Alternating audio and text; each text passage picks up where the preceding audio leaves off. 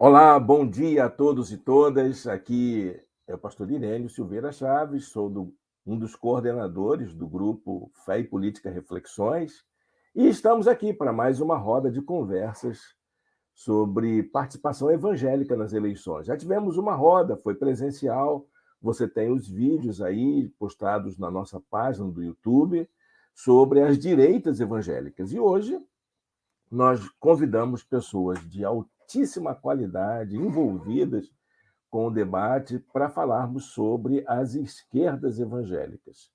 E para a gente poder falar sobre esse assunto, nós faríamos essa reunião presencial.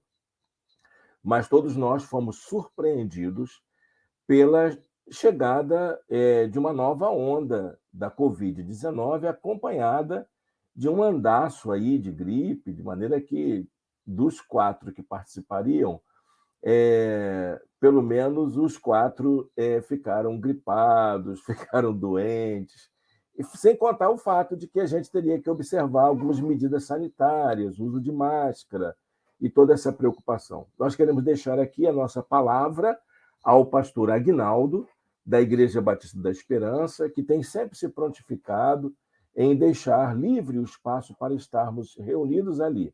Muito obrigado, Aguinaldo, e muito obrigado, Igreja Batista da Esperança, por essas portas abertas para o nosso grupo. Vou chamar agora a nossa querida Raquel, que vai fazer a moderação dessa roda, e ela vai conduzir todo o trabalho daqui por diante. Bom dia, Raquel.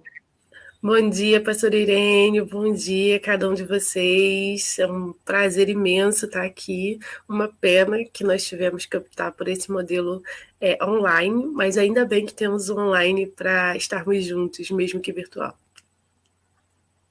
Ok, gente, vou deixar a nossa querida Raquel coordenando daqui para frente, e ela vai fazer as honras da casa, convidando as demais participantes que já estão conosco para a gente poder continuar a nossa roda.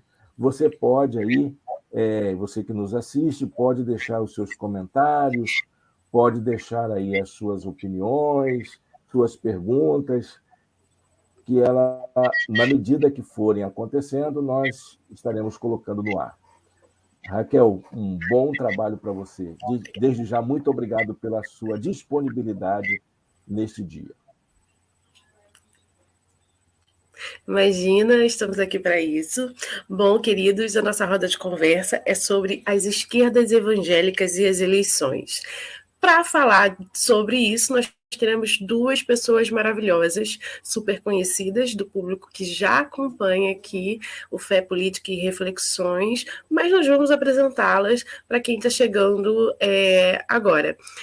A pastora Viviane Costa, ela é pastora pentecostal, teóloga, historiadora, coordenadora do IRUA, Rede de Acolhimento a Mulheres Vítimas de Violências, especialista e mestranda em Ciências da Religião e pesquisadora das relações entre religião e poder nas periferias cariocas. O meu muito bom dia, pastora Viviane. É claro que isso não te resume, obviamente, então você pode falar mais um pouquinho de quem é a Viviane do cotidiano, do dia a dia, aquela que não está no Lattes. Bom dia. Graças a Deus esse mestrando aí foi atualizado no ano passado, eu esqueci de atualizar. Eu sou mestre em ciência da religião e mãe de duas meninas lindas e tenho caminhado nesses espaços de diálogo, tanto no ambiente religioso quanto nos lugares de pesquisa, além do cotidiano que não é fácil, mas ainda assim é uma delícia. Um prazer estar aqui com vocês. Bom dia, gente. Vai ser um prazer participar dessa conversa. Depois a gente vai falar um pouquinho sobre o que é ser pastora, mãe, mestranda e tudo mais, mas tudo bem. Pastora pentecostal. Eu vou já chamar aqui a Priscila, porque aí depois a gente vai focando nos assuntos, mas eu quero muito trazer a Priscila aqui para dar um bom dia. A Priscila Ribeiro dos Reis, ela é mestranda em História de Ciências das Técnicas Epistemológicas, CTE, pela Universidade Federal do Rio de Janeiro, mestre em História pela Universidade Mackenzie. Tem outras questões, mas o currículo da Priscila é tão longo, que eu vou deixar ela mesma resumir aqui para a gente. Bom dia, Pri. Bom dia, gente querida. É um prazer estar aqui com vocês. Eu acho que o mais importante a dizer sobre mim é que eu sou discípula de Jesus, uma discípula teimosa, insistente, que tem transitado no ambiente dos movimentos sociais e agora, mais especificamente, com esse envolvimento com a causa indígena, que é algo que tem tocado meu coração desde que entendi a necessidade de decolonizar a teologia, né? Reconhecer os valores do que recebemos do Norte e repensá-los, né? Atualizá-los, reescrevê-los a partir do nosso chão, do nosso povo, da nossa tradição. E isso é um ato político, né? Então não tem como a gente falar de Brasil, de referências originárias, né? A Raquel no âmbito da negritude, a Vivi com o pentecostalismo, que é uma coisa tão característica nossa, sem falar de incidência política. Então, eu fico muito feliz de estar aqui com vocês hoje. É um prazer, caminho junto já do Fé e Política há bastante tempo, da Frente de Evangélicos, enfim. Vamos conversar, que esse assunto é bom. Eu vou aproveitar a deixa da Priscila aqui, vou falar um pouquinho sobre mim também. Eu sou Raquel Matoso, vou estar aqui com vocês, como a Irene falou, faço parte da Frente de Evangélico pelo Estado de Direito, do Movimento Negro Evangélico, também do Nós da Criação, que são os núcleos principais onde eu participo. Aliás, o Nós da Criação eu sou recém-chegada. Mas é isso, nós estamos lutando sempre em diversas frentes, nós não somos apenas isso. Eu sou a Raquel, historiadora, aquela trabalhadora da educação, enfim, a gente estava aqui há pouco falando com o Irene das dificuldades de ser um educador no Brasil e tudo mais, dos desafios que a gente enfrenta. Então, a gente está aqui sempre trabalhando em prol da educação, e esse projeto também é um projeto educativo, com certeza. Então, nós temos duas especialistas na área. Eu vou começar puxando a Viviane para a gente dialogar sobre o que seria esquerdas evangélicas, né? E o que seriam essas esquerdas evangélicas inseridas nesse momento político. A conversa é grande, ela vai ter assim, um panorama básico do que seria, né? E aí depois a Priscila volta no mesmo tema. Pode ser, Priscila? Claro. Vivi, é com você. Bom, gente, bom dia. De novo, para quem chegou um pouquinho depois, conversar com a Raquel aqui com vocês hoje sobre esquerdas evangélicas é provocativo para mim também, que vem de um ambiente pentecostal, conservador, e em alguns momentos a gente sabe fundamentalista também. E olhando desses espaços e pensando a esquerda evangélica e as identificações e as marcas de identidade que identificam, né, que categorizam essa esquerda evangélica, desculpa, começou um barulho aqui. Essas identidades, elas começam, de alguma forma, a se construir de acordo com que as pautas também vão sendo mobilizadas, né? Então, a gente começou a ouvir há uns 2 anos, talvez, né? Depois, um pouco mais, depois das eleições, a disputa se os evangélicos eram todos iguais ou não. E aí, acho que no começo havia ainda uma certa resistência, uma certa dificuldade de dizer ninguém pode falar em nome de todos os evangélicos não são todos iguais, e aí entra nesse pacote a questão do voto evangélico, existe voto evangélico, não existe voto evangélico. Então, quando a gente começa a pensar em evangélicos, antes de pensar em evangélicos de esquerda ou evangélicos de direita, identificar quem são esses evangélicos no Brasil já é uma complexidade muito grande. E isso aparece no período das eleições passadas e entra nessa discussão de que se os evangélicos são iguais ou não. Em determinado momento, fica claro que os evangélicos não são todos iguais, né? E ainda bem que isso fica claro. Mas fica claro que os evangélicos não são todos iguais e, por algum motivo, e talvez por conta dessa polarização, acredito que sim, os evangélicos, então, são divididos em evangélicos conservadores, e quase como sinônimo de fundamentalistas, e evangélicos progressistas, que seriam os evangélicos de esquerda. E aí, pensando teologicamente, acusados de liberais, acusados de algumas outras coisas que a gente sabe partindo dessas acusações dentro de um ambiente evangélico mais tradicional, digamos assim, desse campo que ainda se apresenta em alguns lugares como majoritário. Se a gente for pensar que os evangélicos não são todos iguais, o que nos dá a certeza ou a garantia de separar, então, esses evangélicos em dois blocos, conservadores e progressistas? De alguma forma, a gente diz, espera aí, os evangélicos não são todos iguais? Não, na verdade, eles estão divididos em dois blocos.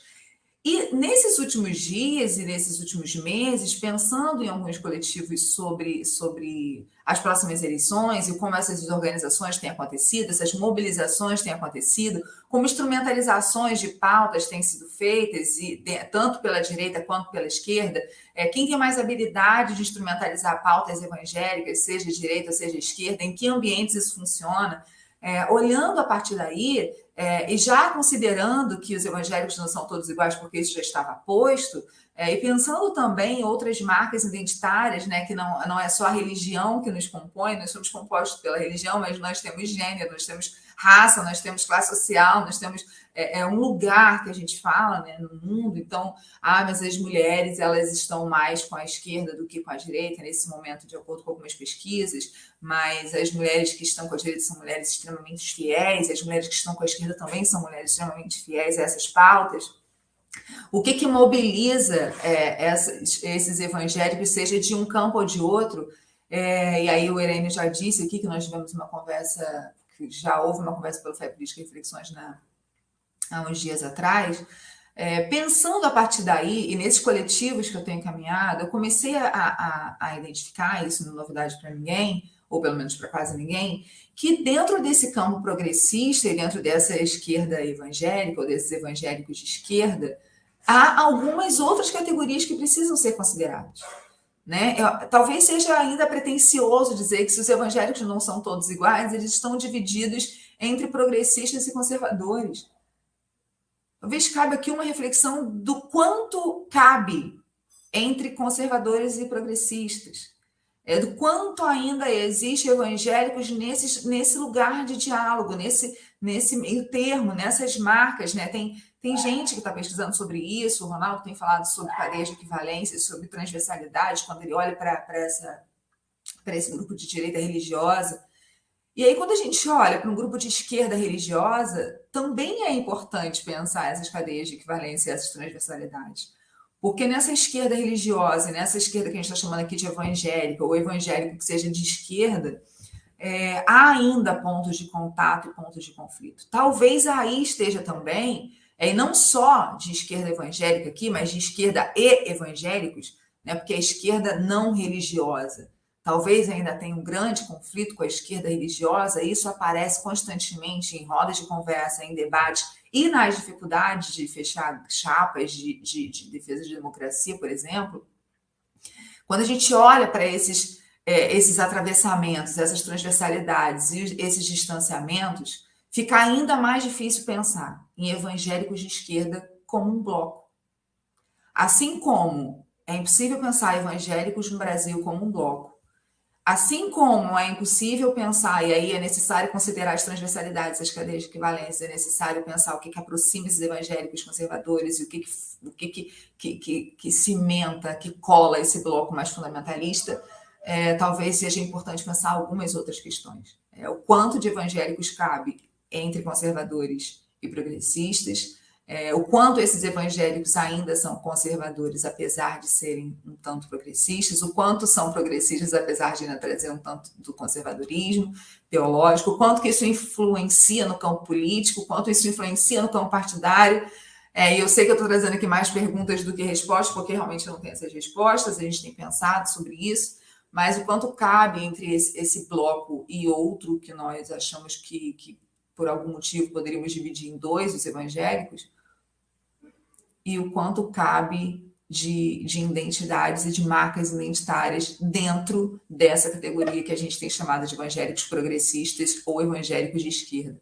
O quanto é sinônimo o evangélico progressista e o evangélico de esquerda.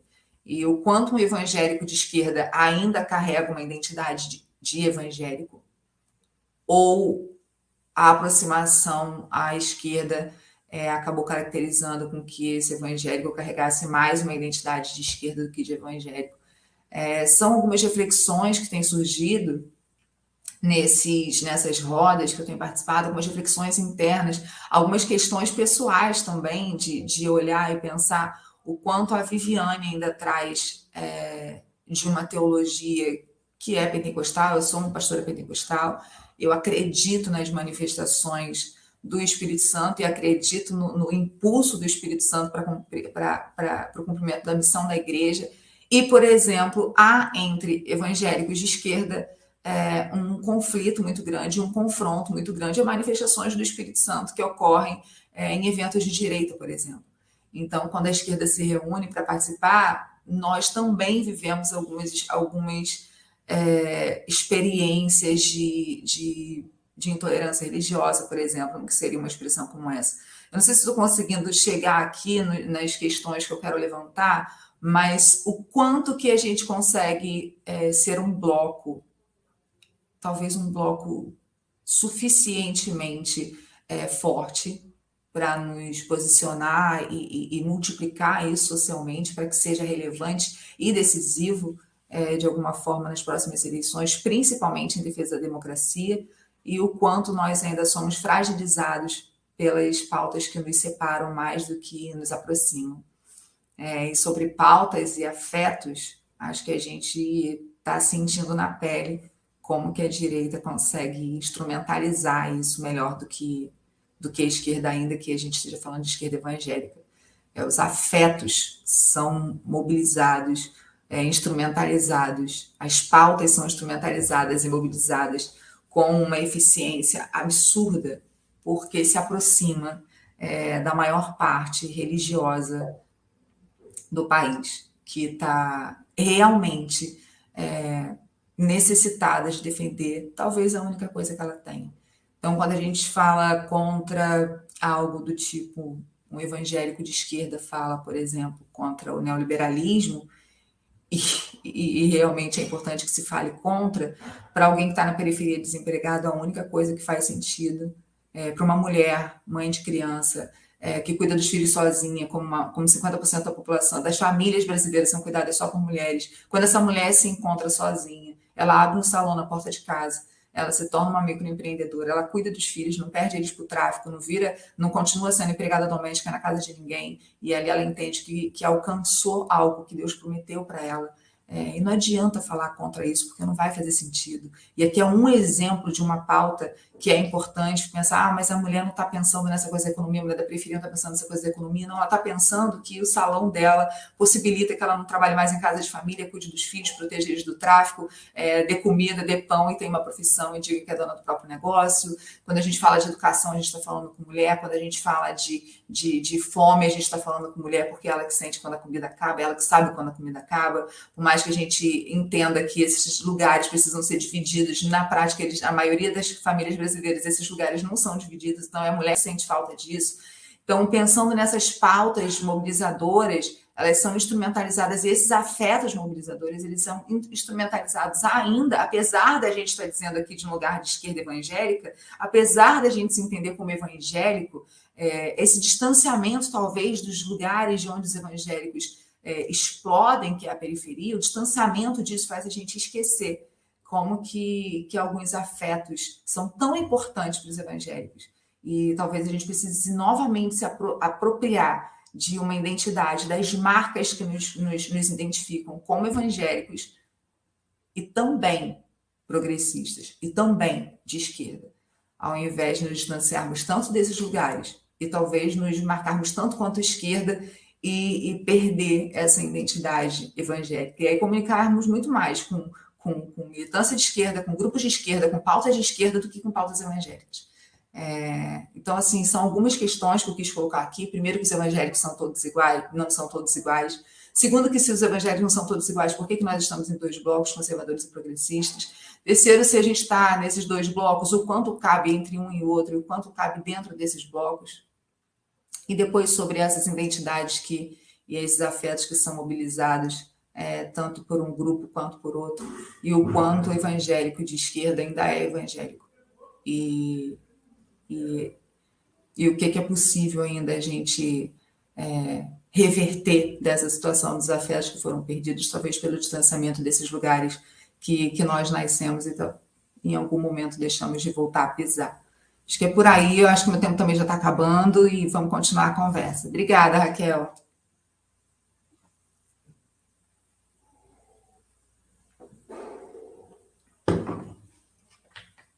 Agora sim.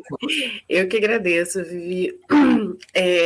Eu vou chamar aqui a Priscila, porque eu vou fazer uma pergunta para ela, dentro da mesma perspectiva, mas levando em consideração a sua caminhada aqui, para que a gente não fique repetitiva, né?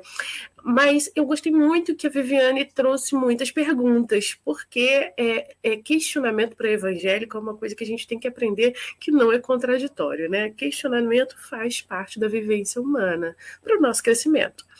E, ultimamente, a gente tem ouvido alguns pastores ícones, e eu não vou citá-los aqui, porque eles não me convidam lá, também não vamos convidá-lo para cá. A gente tem ouvido alguns ícones evangélicos, porque agora nós temos ícones evangélicos, nós temos, né, estrelas gospel. Já faz um tempo até que a gente tem isso, né? É bem sagrado, inclusive. Virou ícone sagrado, inclusive. Dizendo que a gente não pode ser de esquerda. Então, me pergunta, Priscila, por que um crente, por que um evangélico não pode ser de esquerda? O que está acontecendo? E, inclusive, uma pastora também, eu devia ter mandado essa para Vivi, mas vou mandar para você. Uma pastora também, não mencionarei o nome, mas ela fez uma fala contundente de que a mulher, inclusive, não pode ser feminista. Né?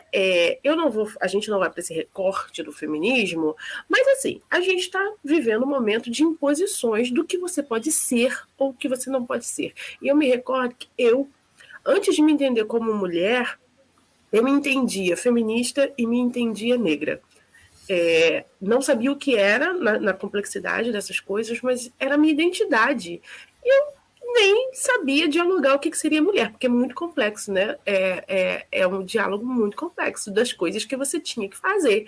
E eu sabia que eu não queria ser aquele modelo. Aquilo que eu via que era o modelo, que era o padrão, eu não queria. Então, o feminismo me atendia e tal. Então, tem algumas ordenanças rolando no campo evangélico do que você pode ser ou não. E aí, uma das proibições, não vamos destacar aqui o feminismo, mas vamos destacar aqui, uma das proibições você não pode ser de esquerda. Por que o evangélico não pode ser de esquerda? Por que as questões, onde que é o limite entre a sua manifestação de fé e a sua manifestação política no campo do sagrado, né? No campo do exercício da sua fé? Então, quer dizer que se eu não sou esquerda, eu não posso, se eu não sou de direita, se eu não sou conservador, se eu não tenho aquele diálogo, aquele discurso da família, e a Viviane lembrou que o Irene mencionou que nós já discutimos o que é ser do campo de direita em um evento passado que está aqui no canal do Fé e Política, mas se eu não faço parte disso, então quer dizer que eu não posso nem ser crente, nem ser entendida como crente? Como assim? Fala aí um pouquinho para a gente dessa perspectiva do campo evangélico, dos evangélicos de esquerda e de como é proibido ser de esquerda. Esse sentimento no seu coração. Menina, são muitos sentimentos no meu coração. Você fez muitas provocações. Vamos devagar. Bem, bom dia a todos que nos ouvem. Já falei que é uma felicidade estar aqui, porque a gente precisa exatamente desses espaços para pensar junto, né? Quando a Raquel mencionou essa falta de um cultivo dessa cultura de pensamento crítico, especialmente, eu costumo dizer, do letramento, né, da alfabetização política no ambiente da igreja, isso é algo que a gente precisa urgentemente trabalhar para que exista. Antes de falar sobre isso, eu acho que a resposta já vai estar no meio da minha fala. Eu queria retomar algumas questões históricas, porque, como vocês viram na minha apresentação, o meu processo de formação acadêmica se deu no ambiente presbiteriano, na Universidade Presbiteriana Mackenzie, onde eu fiz meu mestrado em História do Cristianismo, e é legal falar sobre isso, especialmente porque a outra debatedora que está aqui com a gente é a Vivi, que é uma pastora pentecostal, então a gente está em lugares, por assim dizer, diferentes, neste momento do Brasil, né? no espectro político. Então, vamos fazer um resgate histórico. Estava lendo um texto do Fábio Pi, que trabalha com cristofascismos, é um amigo querido, também grande pesquisador desse contexto político no Brasil, e ele resgata algumas coisas que eu fiquei pensando, tem tudo a ver com isso que a gente está falando aqui. Então, a primeira coisa que a Vivi mencionou maravilhosamente é essa dificuldade da gente traçar um perfil, né? Botar essa linha do que é esse grupo sócio-religioso dos evangélicos. Não somos um bloco monolítico, então a gente precisa partir desse pressuposto, que os evangélicos no Brasil não são um bloco monolítico com um pensamento único, seja de direita, ou de esquerda, ou de centro. Existe uma grande diversidade. Negar a diversidade é negar a própria característica do protestantismo. E aí, nesse resgate histórico, eu vou falar sobre isso, que é importante para a gente pensar e para atacar aqui um combustível, né, nos nossos novos, como é que eu posso dizer, elementos para análise, novos, mas não novos, porque são os mais antigos de todos, na verdade, né? Então, a gente tem uma população, mais ou menos 31% da população evangélica, a população do Brasil sendo evangélica, acho que são os últimos dados, mas a impressão que a gente tem é que todo mundo é radical, fundamentalista ou muito conservador. Isso não é verdade.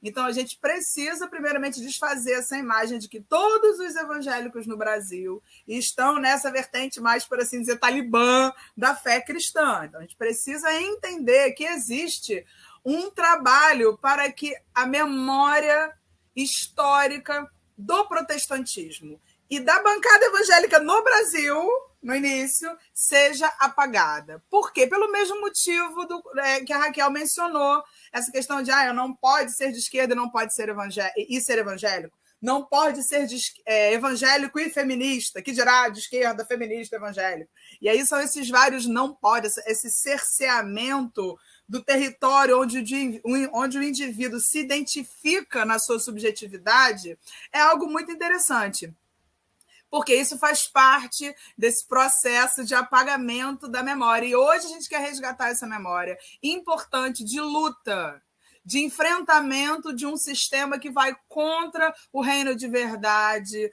e justiça, paz e alegria. Por que eu estou falando isso? Às vezes parece que esses líderes midiáticos, né, essa parcela da Igreja Evangélica Brasileira que tem mais poder político e financeiro a ponto de dispor dessas verbas e dos seus recursos para comprar canal de televisão, portal de notícia gospel, emissoras de rádio, parece que esses líderes que têm essa mais proeminência no ambiente midiático são os porta-vozes. E eu quero dizer para você que me ouve que essas pessoas não são os porta-vozes. Seja o Silas Malafaia, vamos lá, nominalmente, né? Corajosamente. Seja o Silas Malafaia, seja o Bispo Edir Macedo, seja o Valdomiro, seja André Valadão, qualquer um dos Valadão. Essas pessoas não são porta-vozes da totalidade dos evangélicos no Brasil. Nós não podemos deixar, né, que esse pensamento se torne corrente comum, porque é interesse desse grupo hegemônico que se silencie essa memória inicial do protestantismo. Gente, protestavam sobre o quê? Contra o quê? Levantavam-se contra o quê? Quais eram os aspectos sociais, religiosos e políticos que foram colocados em xeque na Reforma Protestante do século XVI? Então, vamos pensar o seguinte. Primeira coisa é que existem reformas protestantes. Parece meio descabido eu estar falando de reforma aqui, mas vai fazer todo sentido lá na frente. Porque a gente tem no Brasil uma impressão enganosa que vem a partir destas denominações históricas, notadamente essa que hoje ocupa tantos lugares importantes no Planalto, né? A ponto de ocupar ministérios, a AGU, enfim, vocês sabem do que eu estou falando. Parece que a única reforma que houve foi a luterana ou a calvinista, mas esquecem-se dos anabatistas. Vamos falar sobre os anabatistas nesse momento. É interessante a gente pensar nisso, porque esses movimentos que eu mencionei anteriormente, tanto a reforma luterana quanto a reforma calvinista, até a própria reforma anglicana, né, com Henrique VIII, essas reformas estavam ligadas às monarquias, ao poder, não é verdade? Aos reis, aos condes, aos nobres daquele contexto. Nós já sabemos disso. Mas existe uma reforma, como eu mencionei, dos anabatistas, que é propositalmente esquecida, que é intencionalmente apagada. Por que será? Porque foi uma reforma, na verdade, a mais perigosa, a mais numerosa e justamente a não mencionada, que é parte das revoltas camponesas. E isso diz muito. Então, essas revoltas que foram um movimento enorme na Europa, que foi levado adiante, né, e as suas lideranças e os seus integrantes pertenciam aos trabalhadores campesinos de todos os campos da Europa, isso varreu a Europa, questionando a divisão das terras nos reinos, questionando toda essa conexão do cristianismo com a elite, né, os seus integrantes. A gente está com a Vivi aqui, pentecostal, sabe disso muito melhor do que eu, que embora tenha nascido no ambiente pentecostal, a minha formação acadêmica foi no ambiente presbiteriano. Os seus integrantes experimentavam, né, o dom de línguas e tantos outros carismas do espírito, ou seja, por isso mesmo, por não se conformarem com o entendimento cristão hegemônico naquele período, eles se rebatizavam, não é verdade? Demonstrando a sua não conformidade. E aí, por isso, chamavam anabatistas, que nada mais é do que pessoas que aderiam a um novo batismo. Obviamente que faz parte deste apagamento um massacre que houve. Foram mortos aos montões em diversos lugares da Europa. Então, essas reformas camponesas, elas foram propositalmente, intencionalmente apagadas, esquecidas, e vedou-lhes o direito à memória. E a gente precisa lembrar que esse movimento evangélico, filho da reforma, popular, antissistema imperial, por assim dizer, daquela época, está neste balaio que hoje gerou os evangélicos no Brasil. Então, a gente tem hoje, né, esses evangélicos da esquerda, nessa multiplicidade, nessa diversidade do que são os evangélicos no Brasil. A gente tem o povo da teologia da libertação, da missão integral, da teologia feminista, da teologia negra, da teologia indígena. Acabou de ser lançado um livro onde indígenas falam da sua espiritualidade a partir da sua perspectiva. Ou seja, existem algumas teologias que são insubmissas, que não foram caladas, que não estão se conformando a essa ordem vigente, estão questionando o sistema. Então, é interessante a gente perceber que essa esquerda evangélica, que se levanta contra todo aquele que diz você não pode ser feminista, você não pode ser de esquerda, essas vozes são sistematicamente apagadas. E aonde elas estão? Não só no passado, mas hoje também, né? Aonde elas estão? Elas estão diretamente ligadas à luta pelo bem viver, pela vida mais digna, pela humanização, pela possibilidade de uma sociedade antirracista, com acesso à moradia, à água potável, alimentação, justiça, dignidade da casa comum. Enfim, essas vozes que são sistematicamente apagadas estão aonde? Por que não estão agora falando em emissoras de rádio e televisão? Porque estão trabalhando junto a quem realmente precisa, ouvindo as vozes daqueles camponeses lá de trás da Europa, mas de hoje, da população do Brasil que é sistematicamente apagada, esquecida. Então, simplificar esse setor protestante histórico só ajuda quem? As classes hegemônicas, as pessoas que têm, falando fácil, né? Porque eu sou da linguagem acessível, a quem tem o dinheiro, a quem tem o poder, a quem está com os canais midiáticos na mão. Então, não façamos isso e, pelo contrário, vamos repensar. Quer ver um exemplo simples disso? Ditadura civil-militar. Quantas e quantas igrejas mencionam os inúmeros irmãos que tivemos que lutaram contra esse sistema de opressão? Quantos de nós sabemos de irmãos presbiterianos, metodistas, até a Assembleia de Deus? Quem já leu o relatório da Comissão Nacional da Verdade sabe que no GT dos Religiosos, onde está lá Frei Beto, Magali coordenando, a gente tem inúmeros depoimentos de irmãos que são apagados. E são irmãos nossos, das nossas denominações batista, presbiteriana, metodista, Assembleia. Onde estão essas pessoas? Então, essa operação pelo silenciamento mostra que essas esquerdas evangélicas que se inspiram, né, nos movimentos dos camponeses lá, da reforma, que também fizeram parte, são as pessoas que buscam se livrar dessas amarras sociais, que têm como seu fundamento o discurso religioso que foi cooptado através de mentira. Porque fake news nada mais é do que uma palavra bonita, gringa, para mentira. E o pai da mentira é o diabo. Se você é crente que está me ouvindo aqui, você sabe que nós temos esse entendimento. Então, população evangélica no Brasil é majoritariamente camada popular. Olha lá o censo 2010. Majoritariamente mulher, majoritariamente negra, majoritariamente subescolarizada, subempregada, que mora em regiões abandonadas intencionalmente pelo Estado, que são arrimo de família. Então, assim, precisamos pensar nisso. Porque quem diz que você não pode ser feminista, provavelmente é uma pessoa que tem medo ou tem interesse de manter o seu privilégio e não ter ao seu lado a voz de uma mulher denunciando o apagamento, o silenciamento, vedando a outras a possibilidade de estar no lugar da produção do conhecimento. Ah, não, as irmãs são uma bênção na minha igreja, elas trabalham na cozinha, cuidam das crianças. Ok, mas este é o único lugar possível para as mulheres?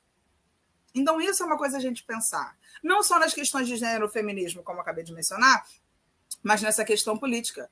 E eu trago aqui a memória dos camponeses, das reformas, especialmente dos anabatistas, porque a gente não pode deixar de falar dessas pessoas. Reforma não foi só um movimento de elite. Houve uma reforma silenciada, apagada, e hoje as esquerdas evangélicas estão nesse mesmo lugar, você entende? É isso que eu quero dizer. Se você vai olhar lá o MST, a quantidade de crente que tem lá é fascinante. E isso diz muito. A gente precisa pensar nessa conjuntura. Eu estou vindo do ambiente reformado para dizer para vocês que reforma não é só luteranos, anglicanos, presbiterianos. A reforma são os anabatistas. E o espírito dos anabatistas é o que a gente está trazendo aqui, que é esse espírito de não conformidade com a política imposta pela elite, né? Que é esse questionamento da questão da divisão da terra. Gente, a terra é a casa comum. Eu estou vivendo essa questão emergencialmente agora entre os Guarani, que querem um pedaço de terra para plantar e viver em paz. Então, o protestantismo já tratou dessas coisas. A gente só precisa resgatar e valorizar esses personagens que são, e essas personagens, que são sistematicamente e intencionalmente apagados, porque os evangélicos no Brasil estão no lugar onde as esquerdas têm atuado. E a gente não pode deixar de considerar essas coisas. Eu acho que eu já falei o meu tempo todo. Obrigada. Seu microfone está fechado, Raquel. Eu sempre esqueço de abrir o microfone. Mas imagina, foi uma delícia te ouvir. Eu até botei aqui no chat privado, eu falei assim, Priscila pegou minha aula, trouxe aqui para fazer. É isso, né, gente? Mas eu quero chamar a Vivi aqui, porque tem uma ideia, né, que fica ali na nossa cabeça, que vocês tocaram nesse assunto de alguma maneira, que eu estou pensando aqui, engraçado. Então, ser crente, preocupado com a causa do pobre necessitado, ultimamente tem sido associado à esquerda. Né? Então, assim, por exemplo, a gente vê o trabalho, né, de pessoas que estão ali estendendo a mão. A gente, no nosso segmento, né, a gente caminha com amigos que estão na rua diariamente estendendo a mão. A gente tem Léo Maltrapilho, a gente tem o Gilberto, a gente tem o Vlad, a gente tem gente que está ali na luta, né, todo dia, estendendo a mão, dialogando com todos os públicos e com pessoas que realmente precisam, né? E essas pessoas são categorizadas de esquerda, a gente tem mulheres pastoras, né, que estão todos os dias, e pastoras pentecostais, que você vai perguntar a ela alguma coisa de política, ela, o que, meu filho, eu não tenho tempo de abrir jornal, né, a gente conversa com algumas mulheres, né, que estão à frente de ministérios, né, e elas dizem, mas não tenho tempo, eu não estou sabendo, e elas estão assim, porque a demanda do pobre e do necessitado, ela é muito urgente, ela é para agora. E aí a palavra diz, né, que quando Cristo ele é questionado, ele vai falar, olha, mas deixa que ela cuida de mim agora, porque os pobres vocês vão ter sempre com vocês, né? Então, o que significa isso? O que Cristo estava querendo dizer? E principalmente, o que é essa coisa de você ser taxado de esquerda? Porque a Vivi falou sobre isso, né? Às vezes você não é da esquerda, mas o seu trabalho, por você defender direitos que são chamados humanos, na verdade é o básico da vida, né? Mas aí a gente compilou ali e a gente chama de direitos humanos, né? Porque foi necessário estabelecer direitos básicos, né? E aí você, defende os direitos humanos, é de esquerda.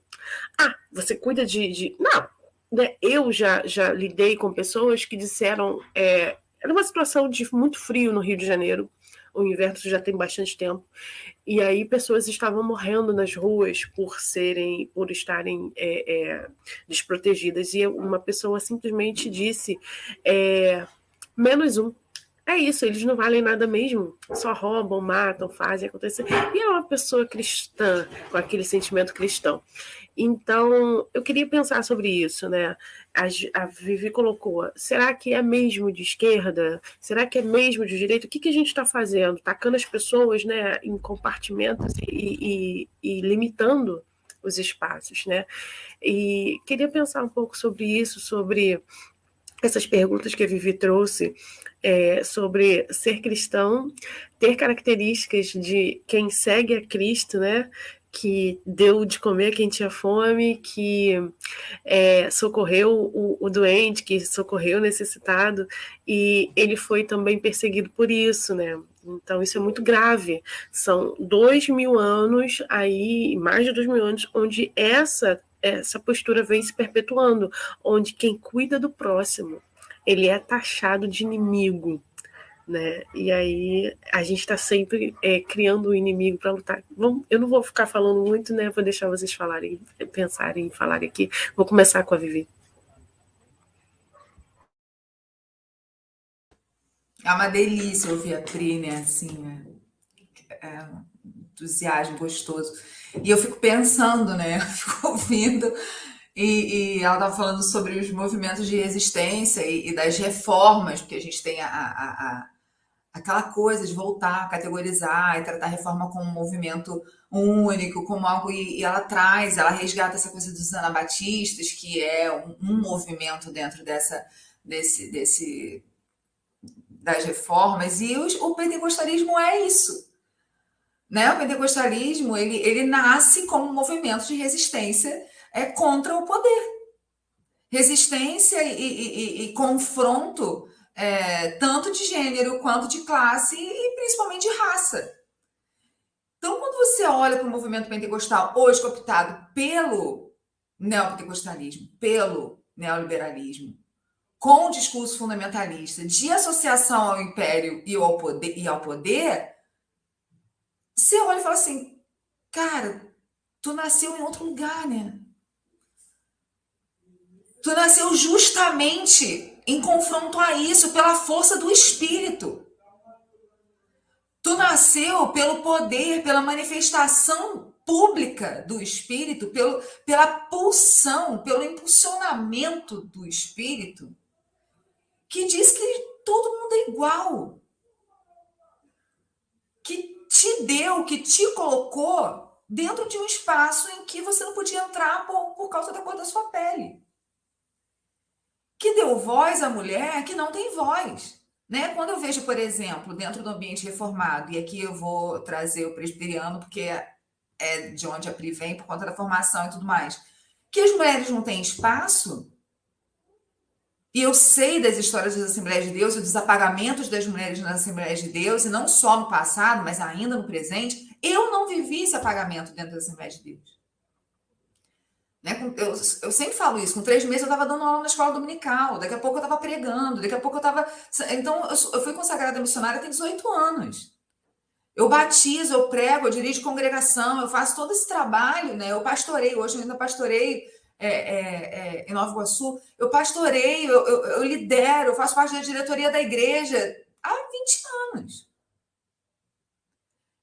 Então, falar de... Mas também vivi violências nesse ambiente religioso, tá? Porque não são tudo flores, não. Então, a coisa não é assim. O que eu estou dizendo é que o pentecostalismo nasce nesse lugar de resistência.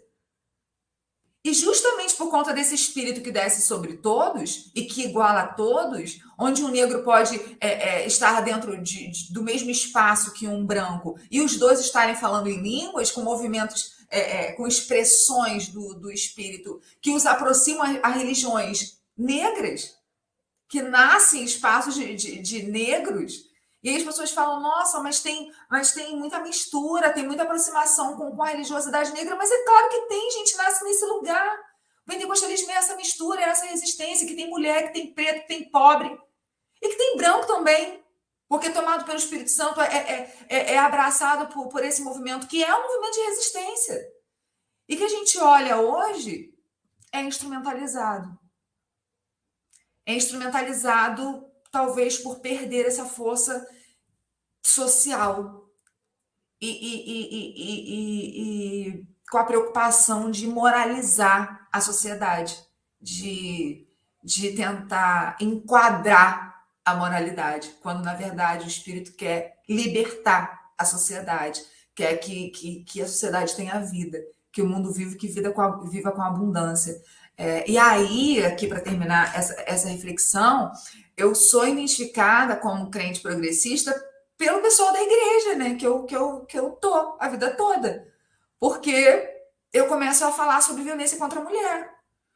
E aí uns amigos me chamam no privado e falam, cara, não vai dar para continuar te trazendo para pregar aqui, porque tu tá falando de violência contra a mulher, tu é progressista.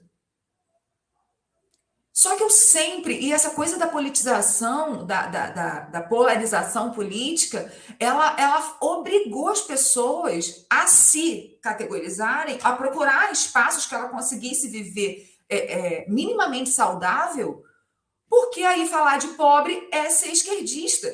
Só que quem está dizendo isso é pobre. Né? Falar contra questões raciais é ser esquerdista, mas quem está falando isso é quem sofre com racismo. E aqui, Raquel, eu quero trazer uma outra questão que eu tenho vivenciado agora, muito recentemente, que é o quanto a experiência da violência racista, ou a não experiência, ou a não consciência do racismo, faz com que você se sinta incluído ou não num discurso contra o racismo. Porque quando eu estou em Nova Iguaçu, agora eu estou morando em Caraí, mas quando eu vivi a vida inteira em Nova Iguaçu. Eu tenho uma filha com a pele negra clara. Em Nova Iguaçu, minha filha é branca. Em Nova Iguaçu tem um monte de gente negra, todo mundo é pobre, todo mundo vive lá. É claro que você tem alguns lugares de Nova Iguaçu com pessoas que vivem mais confortavelmente, que são de classe média alta. Mas se você for olhar em Nova Iguaçu, a gente está abandonado pelo Estado, a gente vive violências estatais profundas e históricas. Os negros ali se identificam. Quando você vem para Caraí, não tem negro. Todo mundo é branco. A minha filha entra numa loja de cosméticos no shopping e é expulsa da loja. Ela entra numa outra loja, ela é seguida pelo segurança que não segue a minha filha branca. E aí eu falo, cara, é por isso que quando a gente fala de racismo para quem está na periferia, às vezes não faz sentido. Porque essa experiência do racismo, ela é tão estrutural, ela é tão existencial, a violência faz parte da história da constituição desses espaços, como aqui em São Gonçalo, como Nova Iguaçu, como muitos lugares que a gente anda nas favelas do Rio de Janeiro, a violência está tão posta que ela foi naturalizada. E ele não se percebe que você está vivendo uma experiência de racismo. Então, quando você chega nos lugares de classe média alta, você encontra branco. Quando você chega em lugares de periferia, você encontra, em maioria, negros. E aí você fala assim, cara, como que esse pessoal não percebe que está sofrendo racismo? Muitas vezes não percebe. Talvez essas nossas comunicações, eu entrei nesse assunto porque eu acabei pensando como que, às vezes, a nossa linguagem, as nossas pautas, que são as pautas também dessas pessoas, violência contra a mulher, essas mulheres estão vivendo, a violência racial, essas pessoas estão vivendo, a violência do Estado, a violência econômica, a violência ambiental, todas essas pessoas estão sofrendo, porque onde a enchente acontece, são os principais afetados por isso, onde as mortes acontecem. Por que não comunica, Raquel? Por que não comunica, Priscila? Porque nós estamos falando de um lugar que essas violências estão naturalizadas, historicamente aprofundadas. E aí há processo de embranquecimento, processo de enriquecimento. E essas pessoas começam a não se dar conta disso. Muitas vezes só se dão conta quando conseguem sair do lugar de violência, como eu me dei conta da violência doméstica quando eu consegui sair. Quando muitas pessoas se dão conta do racismo, quando experimentam outros lugares e outros ambientes. Então, nós estamos falando de gente, de movimentos como o pentecostal, que nasce em lugares de resistência, mas que em alguns momentos, como o momento que a gente vive hoje, é cooptado por essas narrativas neoliberais, neopentecostais, que não está só entre os pentecostais, vamos combinar, né? A gente cuidar dessa coisa de neopentecostal como pentecostal, acho que a gente tem que arrumar um outro nome para isso, porque esse discurso neopentecostal está entre os reformados, por exemplo, seja com reconstrucionismo, está entre os neopentecostais com teologia do domínio, mas ele está aí, né? Em associação ao império e distanciamento do povo, lutando por aquilo que na verdade, o povo nunca vai ter acesso. E o povo que se manifesta contra associações ao império pela força do espírito, desidentificado, perde a identidade cristã por não aceitar essas associações. Acho que tem um monte de questões aqui muito importantes que a Pri falou e que a gente está pensando. Talvez a gente saia com mais pergunta do que resposta, como quase sempre, né? Obrigada, Vivi.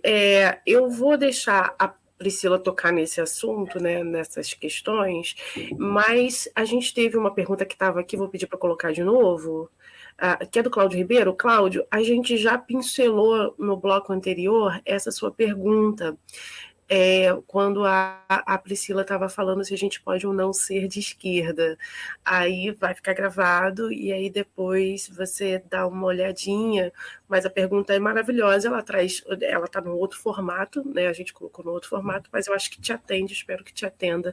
Eu vou deixar a Priscila agora falar um pouquinho dessa temática que eu coloquei para a Cláudia, e aí logo depois a gente vai para uma rodada final de despedidas e considerações finais, tá bom?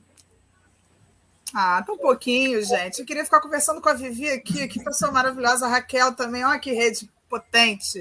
Essas mulheres que falam de lugares diferentes, assim, nas suas atuações, mas tem tanto de complementaridade. Eu queria pegar uma coisinha que a Vivi falou, dessa questão da fragmentação, né, da polarização, ou até mesmo desse sentimento de que somos inimigos porque é progressista, é conservador. Gente, eu tenho evitado ao máximo usar esse termo progressista, porque isso aumenta esse fosso, esse nós e eles. Então, enquanto houver esse sentimento de nós e eles contra, inimizade, isso só vai dificultar o nosso diálogo e o nosso trabalho nisso que eu falei lá no começo, do letramento na democracia, porque tem quantos irmãos e irmãs nas igrejas espalhadas por esse Rio de Janeiro, que a gente está nesse contexto, que não fazem a menor ideia de como funciona a democracia. Vamos começar do simples, do básico aqui? Por que você vota numa pessoa e carrega outras 10? Você está entendendo? Como é que funciona a LERJ? Será que eu posso ter acesso às contas públicas? Então, assim, mecanismos básicos. Sabe, quais são os seus direitos? Você sabia que você tem direito à moradia, direito a transporte, alimentação? Enfim, essa lacuna que a igreja deixa na formação de uma mentalidade cidadã, porque isso é algo que tem a ver com a nossa teologia. A teologia colonial faz o quê? Com que você jogue tudo para o metafísico, no céu, porque no porvir, no céu... Gente, mas olha só, paz, um reino de paz, justiça e alegria, você precisa disso aqui enquanto você está vivo. Que paz, justiça e alegria, depois de morto não precisa mais, filho, você já está na glória, que benção, os anjos tudo cantando. Então, assim, para a gente que vive aqui, a gente precisa formar estas categorias de pensamento aqui nas nossas igrejas, para desfazer essa imagem de quem fala sobre violência contra a mulher é esquerdista. Gente, em nome de Jesus. A gente está falando de dignidade humana. Se a gente é o povo que recebeu a mensagem lá de Maria Madalena, não vamos apagar essa santa. Se recebemos de Maria Madalena a mensagem de que a vida vence no final e é possível recomeçar, isso é tudo, porque todas as suas escolhas sociais, você vota em quem? Quais são as pautas desse candidato? É a favor da vida? Ele só vota para favorecer os seus? Ele vem de uma família que historicamente só vota para prejudicar o que está à margem? Então são coisas que a gente pode pegar a partir do texto bíblico para trabalhar isso nas igrejas. Você está entendendo? Eu fico em agonia, começo a gesticular, porque isso tem tudo a ver com o Evangelho de Jesus Cristo de Nazaré, que caminhava entre os que estavam à margem e fazia questão de não botar esse nós e eles dentro do seu círculo apostólico, porque você tem de um lado Pedro e tem Judas, Brasil. Vamos pensar junto nisso aqui, que os dois ali já era para dar ruim. E olha aí, transtornaram o mundo, chegaram aqui, estamos aqui, Latinoamérica 2022, Rio de Janeiro, falando disso. Então, a gente precisa olhar para dentro, conversar numa linguagem acessível, mostrar para os nossos irmãos que a nossa luta precisa se utilizar desses atores políticos, né, dos partidos, dos políticos, dos candidatos, para estabelecer vida digna. E é isso que o Evangelho de Jesus quer. As pessoas possam ir para a escola, ter uma casa, não precisar ficar escondendo debaixo da cama de tiroteio. Você está entendendo? Eu ando aqui, eu moro na Zona Sul. Eu ando aqui na rua para ir para o meu trabalho, a quantidade de gente em situação de rua. Isso é terrível. E a igreja precisa entender que isso é uma coisa política. Isso é fruto. Você chega no mercado para comprar uma vagem, você tem que dar um rim. Isso tem a ver com escolhas políticas. Então, assim, abrir os olhos dos irmãos e das irmãs a partir do chão que a gente pisa. Não precisa falar de reforma no século XVI Ana Batista, gente. Vamos falar de preço de gasolina. Você está entendendo? Então, é um trabalho que a gente precisa urgentemente fazer. Para que nessas eleições que estão vindo, os irmãos entendam que quem fala sobre direito, quem fala sobre uma vida justa, onde você pode comprar, onde você sabe que no dia seguinte você vai ter o que comer. Porque insegurança alimentar é você dormir sem saber se você vai comer no dia seguinte. Eu não estou nem falando de famílias camponesas, né? Se o campo não planta, a cidade não... Eu não estou entrando nessa coisa mais profunda. Eu estou falando do básico de quem vive urbanamente. Olha a sua geladeira, olha o seu armário. Esse é o termômetro político. O que a igreja pode fazer em relação a isso? Conscientizar as pessoas. Usar os seus espaços de formação teológicos para mostrar que Deus se importa com a vida que você vive na sociedade? Sim. Então, isso é função da igreja. Eu vi a pergunta do Cláudio aqui. Gente, Cláudio e Magali viveram a juventude no ambiente metodista altamente politizado, no sentido de que envolvia os seus jovens. Vamos fazer retiro no morro, vamos para a comunidade. Olha que coisa maravilhosa, gente. Em vez de descend, vai todo mundo para uma comunidade, vai lá para o Complexo de Israel. Vivi abre as portas, que ela conhece o povo de lá. Então, assim, vendo a realidade no dia a dia, a visão de Deus, do outro, de si, da comunidade de fé, da casa comum muda. Isso cabe a nós. Então, se a gente nunca abrir essas vias de conversa, sempre vai ser nós e eles, os progressistas e os conservadores, os esquerdistas e os verde e amarelo. Gente, pelo amor de Deus, verde e amarelo são as nossas cores. Eu não abro mão de usar verde e amarelo. Para com isso, chega.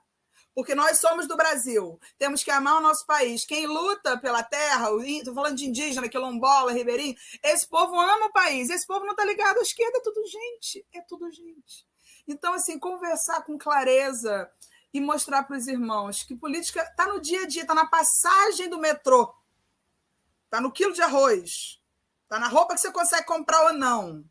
Isso tem a ver com escolhas políticas. E isso cabe a gente fazer. Não sei se eu respondi. Eu acho que sim.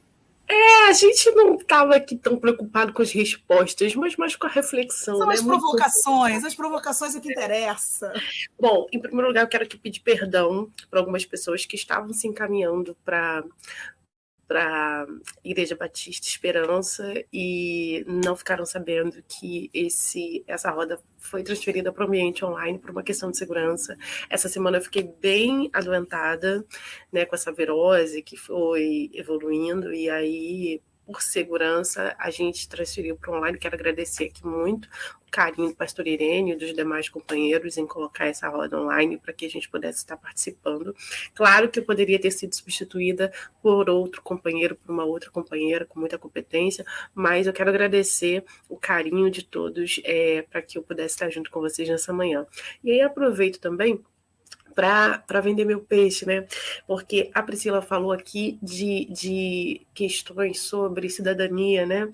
E do exercício da democracia. O movimento negro evangélico no Rio de Janeiro, ele tem uma roda que é maravilhosa, que a gente chama de Oficina do Voto, carinhosamente uma oficina, onde a gente vai falar detalhadamente daquele ano de exercício democrático, ou se não tiver em ano eleitoral, de como funciona o processo eleitoral e democrático, que, na verdade, gente, a questão do voto, ela é um momento no processo democrático, um momento muito importante, mas é um momento, porque a democracia, ela se faz diariamente. Ela se faz no acolhimento, ela se faz no entendimento dos seus direitos e no cumprimento do seu dever. É uma roda, uma engrenagem onde as coisas se encaixam. Então, nesse momento que a gente está pensando no processo político, é muito importante compreender a formação, né? A gente está aqui conversando e o inimigo está usando o pastor João Batista aqui no chat privado, tá, gente? Ele está falando de cores aqui, vermelho e preto. Gente, crente clássico sabe que é do inimigo, tá? É do inimigo. Crente clássico entende que preto e vermelho não é para usar. Dá até pra gente aturar o amarelo da Priscila e verde da Priscila. Tudo bem, ok, é da bandeira. Mas preto e vermelho é do inimigo. Vamos deixar aqui quieto isso, que ele tá me tirando a concentração aqui, ó. Brincadeira. Mas o exercício da democracia é uma engrenagem perfeita, onde se você não está, entenda isso, se você não está atendido, se você não está inserido nessa engrenagem, essa democracia se torna frágil. Um país, ele só é plenamente soberano onde todos os seus estão acolhidos no processo, entendeu? Seja ele de democracia, seja ele qual for o processo que esse país escolha, a gente só está ali alinhado quando todos os seus filhos estão acolhidos. E isso envolve compreender o outro. Isso envolve entender que quando você tem direito, quando você exerce o seu direito, quando você é acolhido pelo sistema, não significa que esse sistema não possa atender o outro. Não significa que quando a gente vai ali lutar pelo direito da mulher, o direito do homem se torna menor. Significa que se você é homem e tem uma mulher que não está atendida plenamente no direito dela, a sua questão da sua masculinidade, ela está frágil. Você não está completo. Porque seja essa mulher quem ela for, ela está frágil. E a gente é comunidade. Né? Eu gosto de uma fala do pastor Ari, ele até falou isso no último culto que eu participei, que ele pregou, que Deus, ele é plural, né? Deus, ele é manifestação de Deus, ela é plural. Eu não posso manifestar no meu sagrado sendo um cristão ignorando a dor do outro, o sofrimento do outro. Eu não posso ser uma pessoa sem religião, que existe, tá, gente? Onde dormem, o que fazem, onde estão. Parece que o Brasil está dividido entre algumas religiões, mas eu não posso ser uma pessoa sem religião e não ter humanidade, sabe? E não entender que o outro não possa estar no sistema. Eu não posso viver isso, entende? Então, quando a gente vai ali para a oficina do voto, a gente pensa na importância de cada cadeira. Esse ano nós vamos ter algumas cadeiras. A cadeira da presidência, que é a mais falada, e por enquanto eu vejo sendo a única mais falada, ela é uma cadeira fundamental, mas um presidente não governa sozinho. E a gente viu isso em 2016, né, queridos? Nós vimos isso em 2016. Então nós precisamos pensar com carinho, com calma em cada elemento, no diálogo com o outro. Não é momento de briga, é momento de muito acolhimento, de muita parceria, porque por mais que eu diga, esse cara não é meu presidente, é meu sentimento, mas na real, no documento, o que rege é que quando ele libera armas, a facilitação de compra de armas, isso me atinge enquanto mulher preta periférica, né? Isso me atinge enquanto cidadã do Rio de Janeiro. Isso me atinge frontalmente. Então, eu posso falar o que eu quiser, mas o que importa é que a legitimidade do processo democrático, ela existe. E aí depois não adianta a gente chorar o leite derramado. Nós precisamos ter cuidado, carinho e atenção, porque este é um momento coletivo. E isso é que a gente ainda não conseguiu aceitar. A gente quer criar os nossos guetos, as nossas bolhas, e seria lindo, mas a provocação do mestre, a provocação do sagrado, do Criador, é que estejamos juntos, meu amor. E ele fala, suporta. Mas é mais do que suportar, é exercer o amor, porque Cristo, a pessoa de Cristo, aquela que a gente tem como sagrada, ele foi para além do suportar, né? Ele manifestou a graça, ele manifestou o amor. Quando Pedro tirou a orelha de Malco, ele restabeleceu, ele restituiu e falou, olha, essa não é a nossa prática, isso aqui não foi o que eu passei conversando com vocês, calma. Quando ele estava lá em sofrimento e agonia, ele disse, perdoai, porque eles não sabem o que fazem. E aí eu trago essa frase para a gente, e finalizando, eu acho que a gente não está sabendo bem o que está fazendo, porque a exclusão, o apagamento, sabe, são coisas que ferem, que machucam, que já foram feitas, e eu acho que é o que a gente não pode fazer. Então, quando a Vivi traz perguntas que são fundamentais, né, para a gente pensar, quem são essas esquerdas? Será que só existe esquerda e direita? Né? Cadê os outros elementos? A Priscila traz isso, cadê os outros elementos? Né? Eu lembro de Atos também, quando em Atos, para mim, né, é um livro que está aberto, e que eu sou a continuidade desse livro, porque a gente chama de revolução.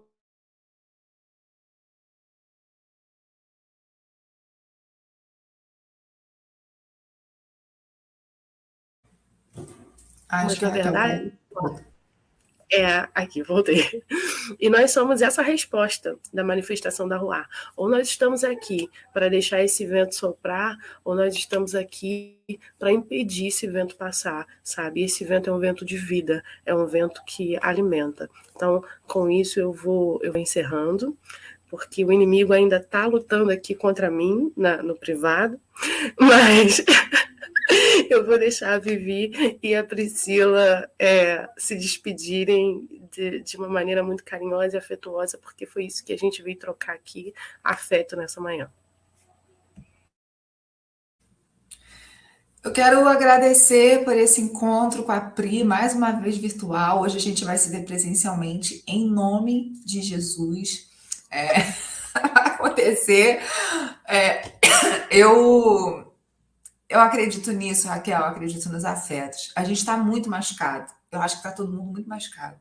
Acho que a gente está falando de gente que foi expulsa de igreja, a gente está falando de gente que foi expulsa dos seus lugares de acolhimento, de gente que perdeu a família nesse processo. A gente sabe que não é raro, muita gente perdeu a família, perdeu amigos, houve rompimentos de bruscos, né? E parece que não são resgatáveis, assim. A gente fica pensando, gente, como que a gente vai conseguir resgatar, né? Será que é possível resgatar? Houve decepções absurdas nesse período de você olhar e falar assim, gente, eu não conheço essa pessoa, eu não sabia que essa pessoa pensava desse jeito. E eu acho que a gente fala desse lugar e não percebe que as outras pessoas estão olhando para a gente com um certo estranhamento também. E por mais que isso pareça inacreditável, isso acontece, né? Eu faço parte de uma família completamente bolsonarista. Toda a minha família, minha mãe, meu irmão, minha irmã, né? Nós estamos falando desse lugar. E quando você olha, né, as acusações que vêm são acusações nesse sentido, mas Vivi, como você pode? E a gente não consegue identificar essas diferenças, né? Eu sempre trabalhei com jovem com morador em situação de rua, com jovem dependentes químicos, eu sempre trabalhei com mulheres, no caso de casamentos, então, assim, a gente, de casamentos que essas mulheres vivem violências, relacionamentos abusivos, e quando eu percebo essa polarização e esses afetos tão confusos, né, nesses últimos anos, a gente fica olhando para esse lugar como se ele fosse resgatável. E isso que a Raquel falou, né? Vamos tentar olhar para os lugares, vamos tentar olhar para os outros elementos, vamos tentar olhar para esses outros pontos. Talvez talvez a gente encontre uma saída olhando no olho, acessando os afetos perdidos. Ontem eu ouvi uma frase que dizia que há guerras que a gente vence com silêncio.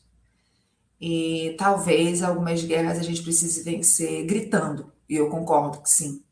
E outras a gente precisa vencer com silêncios e abraços e afetos, tentando resgatar o que foi perdido nesse caminho que a gente está vivendo, né? O que se perdeu? Quando foi que um evangélico que sobe a favela, porque ainda tem, tá, gente? Muito. Eu trabalho, né, pesquisa no Complexo Israel, trabalho no Vidigal, trabalho no Rio das Pedras.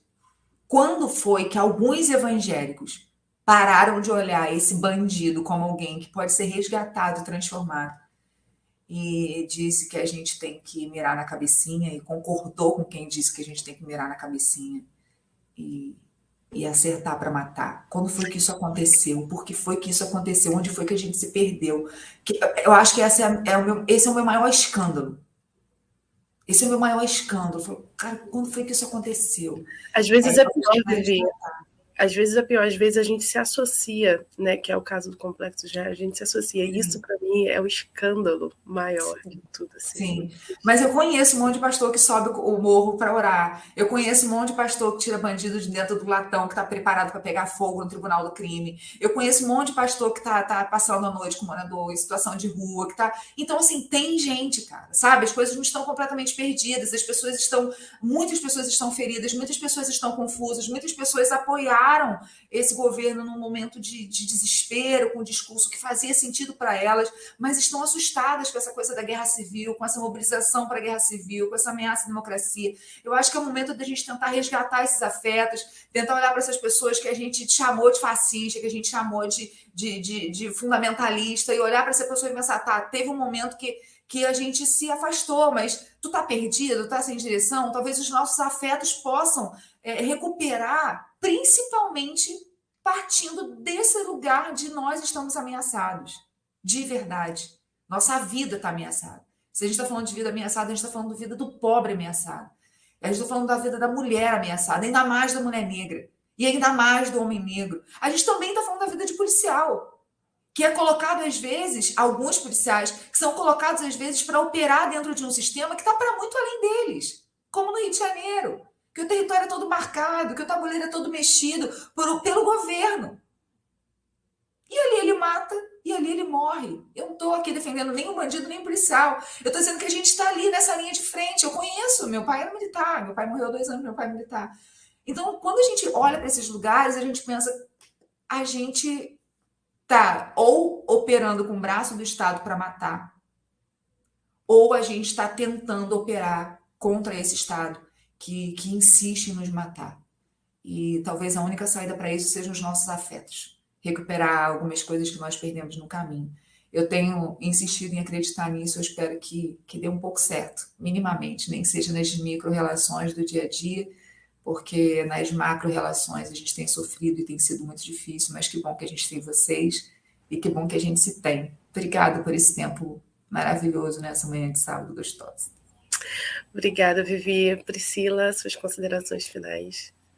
Essas questões dos afetos são o central, é o coração, literalmente, assim, de uma possível transformação. Essa fala da Vivi mexe comigo, porque a minha angústia, de quem me conhece, quem caminha comigo sabe da minha sofrência, a Raquel, tadinha, já me ouviu tanto. Entender em que momento as pessoas que se dizem, que se entendem seguidoras do Cristo, apoiam não só discurso, mas ações de morte. Isso, para mim, é nesse ponto que dá o curto-circuito. E a gente precisa entender que mentalidades foram enganadas. Se a gente faz aquela análise do discurso mais cuidadosa, a gente vê como é que foi construído isso. Através de mentiras costuradas a textos bíblicos, inexatidão da análise histórica e muitos fatos distorcidos. Né? A gente tem a Magali Cunha e o coletivo Bereia trabalhando arduamente para isso e caracterizando, né? É falso, é enganoso, é mentira. Então, assim, entender esses meandros, essas sutilezas que fizeram com os nossos irmãos e irmãs apoiassem esse discurso é importante. Por quê? Porque, minha gente, não importa o resultado dessa eleição, quer dizer, importa, mas independente do resultado dessa eleição, o bolsonarismo é maior do que ele. Então, é uma mentalidade. As mentalidades, elas não se extinguem do dia para a noite. Elas duram. Veja você, sei lá, supremacia branca, analise aí, deixa eu ver, né, o próprio fascismo. Então, a gente tem aquela fase que ela fica de latência, parece que acabou, mas não acabou. Então, após a mudança deste governo, que eu creio que ocorrerá nessas eleições, ainda teremos que lidar com pessoas que têm um pensamento racista, misógino, violento, entende? Ainda teremos que lidar, porque esta pessoa que hoje ocupa o Planalto, ela virou um porta-voz de uma mentalidade que existe. Uma mentalidade profundamente violenta, cerceadora de individualidades e direitos, de opressão mesmo. Especialmente se você é mulher, preta, periférica, ou se não preta, indígena, enfim. Você que foi colocado à margem socialmente pela história do Brasil. Então, há que se entender isso, que a gente ainda vai lidar com essa mentalidade. E para desarmar essa bomba, né, qual é o mecanismo? É acessar os afetos, o que a Vivi falou. Eu só consigo ter essa análise, eu só consigo ter esse horizonte na minha frente. É retomando as relações, falando, olha só, continuo sendo a mesma pessoa. E é tudo gente. Então, lutar por direitos humanos é lutar por você também. A laicidade não quer dizer que o cristianismo vai ser abolido, pulverizado. No entanto, quer dizer que a gente precisa respeitar quem pensa diferente da gente. Está tudo bem, democracia é isso, não precisa matar o outro que pensa diferente. A gente já viveu isso na nossa história. Então, resgatar esse diálogo. Amor, o que não vai ser um diálogo. Se for um diálogo beligerante, não vai adiantar. Você está entendendo?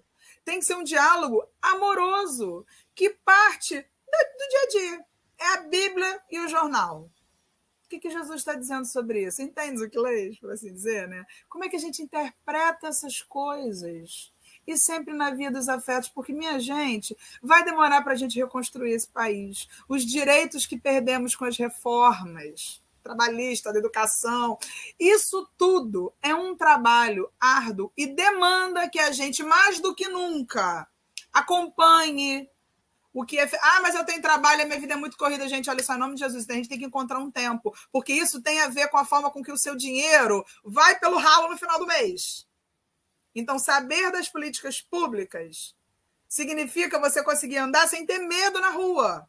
Significa você andar sem ter gente tendo que pedir comida, porque isso não é o que o Evangelho nos estabelece como ser imagem e semelhança. Imagem e semelhança de Deus são pessoas que vivem com dignidade, que têm casa, que têm comida, que têm roupa, que têm escola, que têm saúde. E lutar por esses direitos que são constitucionais. E, antes de mais nada, são bíblicos, porque tem a ver com a dignidade, com o tesouro que habita em vasos de barro. Todos somos criação. Então, pensar nisso é pensar politicamente. E a igreja vai aonde o Estado não vai. A Vivi lida diretamente com esse ambiente periférico. E ela sabe disso. A Raquel tem vivência nisso também por conta do MNE e de sua vida particular. Que a igreja age em territórios onde o Estado não age, e quando age, age violentamente. Essa é a oportunidade. É aí que está o negócio. É trabalhar essas mentalidades com o Evangelho do Cristo, que dá outra chance, que permite que a pessoa reconheça, olha, eu errei, votei errado, me arrependo, então não me arrependo, mas não estou entendendo nada, me ajuda? Dialogar, linguagem acessível, afetividade. Só assim a gente vai conseguir alguma coisa a longo prazo, porque a mentalidade vai continuar por um bom tempo. Então a gente precisa ter calmo o coração. E seguir lá na Tropicália é preciso estar atento e forte. É isso. E juntar com o texto bíblico que o reino é de paz, justiça e alegria. E botar nesse balaio o nosso coração. E coração usar junto. Na fé. Porque temos o mesmo chão comum, a Bíblia, gente. Então, progressistas ou conservadores, esqueçam esses rótulos, somos todos o povo de Jesus. E é isso que une a gente. E é nesse caminho que a gente tem que ir. Obrigada. Obrigada, Priscila. Gente, eu quero agradecer muito o Grupo Fé, Política e Reflexões. Vou chamar o João Batista aqui, porque eu vou passar a bola para ele. E quero dizer que há remanescentes em Israel. O Fé Política é um exemplo disso. E essa roda aqui, ela vem para provocar, ela vem para trazer a gente para tirar do conforto, né? Às vezes está doendo, mas a gente fica ali encolhidinho, esperando a dor passar, né? Mas a gente tem que tratar a ferida na real, com medicação mesmo, para essa ferida sarar. E mexer nisso dói. Então, é dolorido, é doído, mas falar sobre isso, falar que a gente perdeu contato com familiar, com amigos, amizades de milênios, né, foram desfeitas. E o João está ajustando a câmera aqui, daqui a pouquinho ele vai dar. Mas amizades de antigas foram desfeitas, afeto, né, gente? A gente perdeu nossas histórias, a gente perdeu muita coisa. Mas a gente vai começar um novo capítulo, um capítulo com mais amor, com mais carinho, e isso é que importa. Vou passar aqui para o João. João, você nos ouve? Sim. Eu acho que a sua câmera está com problema, João, mas a gente consegue te ouvir. Vocês vão me ouvir no escuro, né? Bom dia a todos e todas. A Priscila, Raquel, Viviane, Irene e todos que estão nos ouvindo. Fala de Raquel interessantíssima, né? A gente foca muito no presidente, como se o país fosse governado só por um presidente. E existe todo um aspecto estrutural muito delicado, secular no Brasil, e essas coisas precisam ser vistas. Endosso as falas de todas vocês. É um trabalho conjuntural. Aqui em Resende, a gente está tentando abrir a comunidade batista de Resende, estamos já em projeto, né? Conversamos com o pastor Júlio Oliveira, o próprio Irene. E eu quero, Priscila, convidar você, Viviane, própria Raquel, para nós articularmos depois visitas de vocês a nós aqui. Nós fazemos trocas de imersão. Eu faço imersão com Viviane faz comigo e vice-versa. E o nosso grupo é falta de dinheiro, né? Então, dinheiro a gente administra. Um vai, outro vem por conta do outro. A gente vai lidando. E vocês tocaram na palavra diálogo, que é muito importante. Eu estou aqui recebendo algumas pessoas, entre elas, eu não uso expressões excludentes. Estou recebendo a comunidade gay, estou recebendo pessoas. Então, as recebo. E eu falei isso para elas, olha, vocês estão sendo tão sem diálogo quanto os outros. Vocês estão querendo entrar num ambiente de inclusão, querem ser incluídos, mas querem botar barreiras. Não pode ser assim, não. Porque o ambiente de igreja ele é conservador, ele é liberal, ele é do progressista, ele é do ser humano. E a igreja recebe a sociedade como um todo. Acho que esse é o nosso maior exercício hoje, o diálogo. Né? Foi Viviane que falou, Viviane, da sua família bolsonarista e dos questionamentos, né? Mas isso é uma realidade hoje. O tempo todo me perguntam, pastor, o senhor pode ser de esquerda? Eu falo, não só posso, como sou. É uma política da liberdade, da reflexão, etc. Mas eu quero agradecer muito a vocês pelo brilhantismo de sempre. Eu tenho muita vontade de conhecê-las. Não conhecê-las, né? Viviane não a conheço pessoalmente ainda, Priscila já. Raquel também ainda não pessoalmente. Viu, Viviane? Você já sinta-se convidada e eu quero também estar entre vocês, tá? A gente vai fazer esse intercâmbio, essa troca, porque nos sentimos mais fortes fazendo isso. Quando a gente está sozinho, é duro de levar a missão. Mas quando a gente interage, a gente percebe que, sim, há grupos de resistência, né? Os pastores que você falou que vão lá no latão, lá, resgatar o camarada condenado, nós temos pessoas atuando. Só que nós somos invisíveis. E a nossa especialidade é lidar com a invisibilidade. Então, não fazemos sucesso. Mas o nosso sucesso é outro. Então, que Deus abençoe vocês. Muito feliz com a qualidade da live. Eu tive que entrar um pouquinho atrasado, mas já tinha avisado o Irene em semana anterior sobre isso. Mas feliz. Ainda mais por ver 3 mulheres teólogas, progressistas, atuantes, e construindo uma história feminina no Brasil que já vem sendo construída, certo? Há alguns anos. E ver vocês sujeitos da própria história e um outro perfil de mulher atuante e tão interessante. Então, obrigado e que Deus abençoe o nosso dia. Um abraço afetuoso meu, do Irênio e de todo o Grupo Fé e Política.